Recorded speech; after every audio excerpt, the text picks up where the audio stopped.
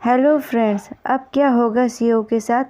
चलिए देखते हैं बीएल क्रेजी लवर पार्ट 10। कहानी की शुरुआत में हम देखते हैं कि सीओ 8 प्रिंस को रुमाल देते हुए कहता है, 8 प्रिंस प्लीज़ इसे यूज़ कीजिए। और सीओ मन में सोचता है, गू फेंगेंग वो आदमी हो सकता है जिसके साथ मेरे अनस्पीकेबल रिलेशनशिप हो सकते हैं।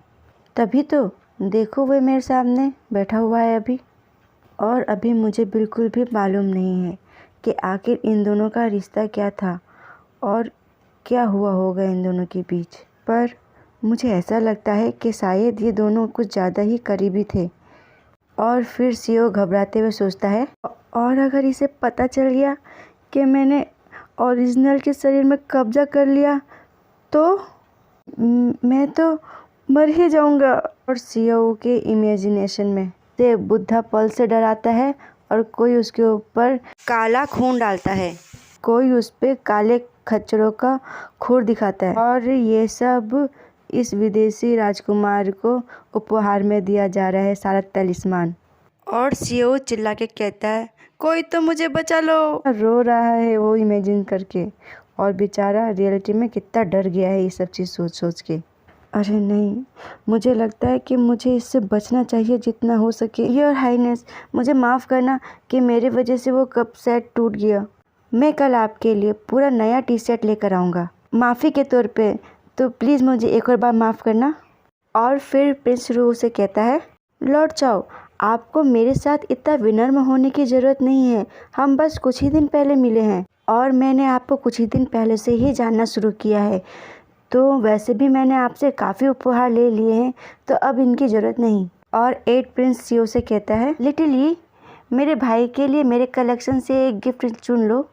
और सीओ 8 प्रिंस को मना करते हुए कहता है, अरे नहीं नहीं, इसकी ज़रूरत नहीं है, और वैसे भी कप तो मैंने तोड़ा है, तो भला इसके लिए तुम्हें कैसे पे करने दे सकता हूँ। और 8 प्रिंस उसे कहता है, ओह, तुम में और मुझ में कोई मतभेद नहीं है, और वैसे भी अभी लंच टाइम तो हो ही गया है, और वैसे भी मुझे तुम्हारी पसंद पता है, तो क्यों ना तुम मेरे यहाँ चल के खा लो, और वहाँ से कोई गिफ्ट तुम चूज़ करके ब्रदर के लिए लेके आ जाना।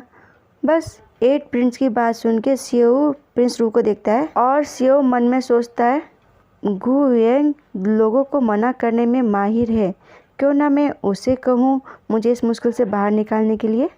योर हाइनेस, मुझे नहीं पता कि आपको क्या पसंद है, तो क्या आप भी मेरे साथ वहाँ चलेंगे। और फिर प्रिंस रू सीओ के अरमानों में पानी फेरते हुए कहता है, मैंने सुना है कि 8 प्रिंस के यहाँ काफ़ी कीमती और अच्छे प्लांट्स हैं, और मुझे कभी उनको देखने का मौका ही नहीं मिला, तो इतने सारे प्लांट्स देखने का मौका भला मैं कैसे छोड़ सकता हूँ। तो चलो साथ में चलते हैं, ठीक है। और सीओ चिल्लाते हुए मन में कहता है, हे तुम ये क्या कर रहे हो? मैंने तुम्हें उसे मना करने के लिए कहा था, और तुम हमेशा सिर्फ मुझे मना ही करते हो। तो और इसके साथ, ओ डेविल, हर किसी को इक्वली ट्रीट किया करो। और देखो प्रिंस रू कितना खुश है सीओ के अरमान में पानी फेरते हुए। और फिर हमें सीओ का महल दिखाया जाता है, और जहाँ की सीओ आके अपने बेड में पड़ जाता है, और सीओ कहता है, ओह, आज तो मैं बहुत ज़्यादा थक गया, और पिछले 12 घंटे मुझे इतने ज़्यादा थका देंगे, मैंने सोचा भी नहीं था। जितना कि मैं रात भर जागकर सपने देखने के बाद भी नहीं थकता था। मैंने कभी ये एक्सपेक्ट ही नहीं किया था कि वे दोनों आपस में इतनी अच्छी तरह से मिलजुल करेंगे। हालांकि मुझे ये नहीं लगता कि गू फेंगेंग एक हत्यारा है, पर वो मेरे लिए एक अज्ञात व्यक्ति है, और फिर भी मुझे उसके ऊपर विश्वास है। क्या ये सही है? और उसे देख के क्यों गहरे विचारों से कहता है, मेरे विचार से ऐसा इसलिए है कि क्योंकि ये गू फेंगेंग से काफ़ी करीब था। सीओ कहता है, हाँ तुम ठीक कह रहे हो। अगर मैंने अपना एक भी मिशन पूरा नहीं किया और मर गया, तो क्या मैं फिर से पुनर्जीवित हो पाऊँगा? जैसे कि कोई पॉइंट या पॉइंट जैसे कुछ भी हो सकता हूँ क्या ऐसे? और फिर क्यों कहता है, मैं सिर्फ मिशन जारी कर सकता हूँ और सज़ा दे सकता हूँ और इनाम भी दे सकता हूँ। और तो और मेरे पास एक शॉप भी है जो कि इस सिस्टम का शॉप है।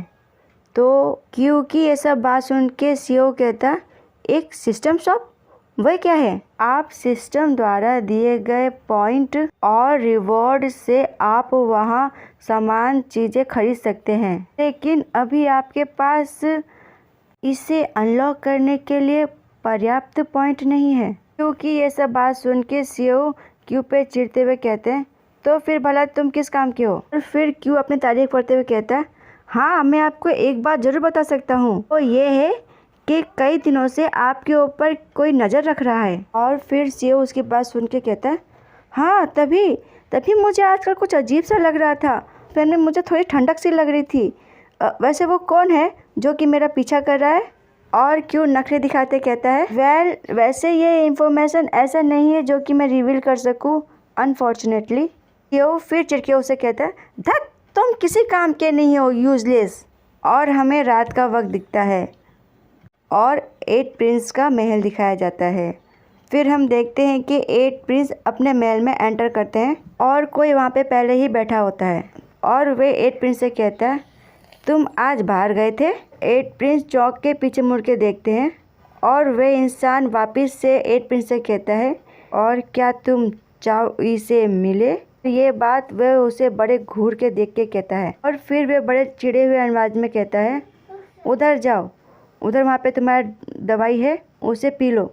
और 8 प्रिंस हमें बड़े ही क्यूट वे में दिखाए जाते हैं और जो कि बॉल लिए होते हैं और वे उस दवाई को ड्रिंक कर लेते हैं। और 8 प्रिंस उस इंसान को कहता है, उस दिन के बाद से लिटिल ई ने मुझे ढूंढना बंद कर दिया, तो इसी वजह से आज मैं उनके पास चला गया। फिर वह इंसान 8 प्रिंस से कहता है, आप अभी सर्दी से उबर भी नहीं पाए तो भला आप कैसे ठीक हो सकते हैं? और फिर ये इंसान कहता है, मुझे नहीं पता कि वो अपने पिता के घर जाके उनसे कुछ ना कह के बल्कि पागलों की तरह हरकतें क्यों कर रहा है, ये बात मुझे समझ में नहीं आ रहा। पर हाँ, आपको उनकी चिंता करनी ज़रूर चाहिए। फिर 8 प्रिंस कहता है, मुझे अब उसकी चिंता करने की ज़रूरत नहीं है क्योंकि वे जितना मेरे करीब पहले था अब नहीं है। और दुखी होते हुए कहता है, इसीलिए शायद अब वो मुझसे अब कोई रिश्ता नहीं रखना चाहता। फिर वो आदमी 8 प्रिंस से कहता है, तुम इतना दुखी क्यों हो रहे हो?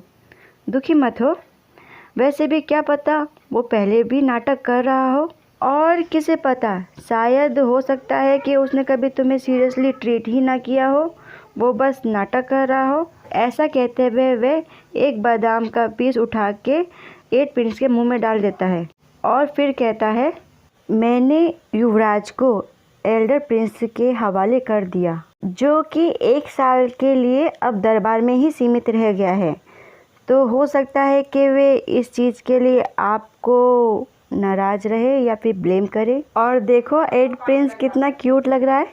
फिर वे 8 प्रिंस को जाते हुए कहता है, जल्दी आराम कर लेना, ठीक है? बीमारी में तुम इधर उधर घूमने के कारण काफ़ी थक गए होंगे, समझे?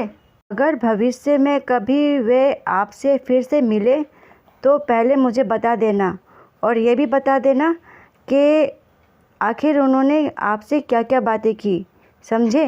फिर 8 प्रिंस उस इंसान को कहता है, पर ब्रदर, और वो इंसान उसे घूर के देखता है जिससे कि 8 प्रिंस घबरा जाता है।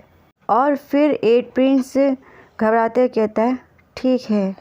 और यहीं पे ये पार्ट होता है समाप्त। और please friends like and subscribe करना ना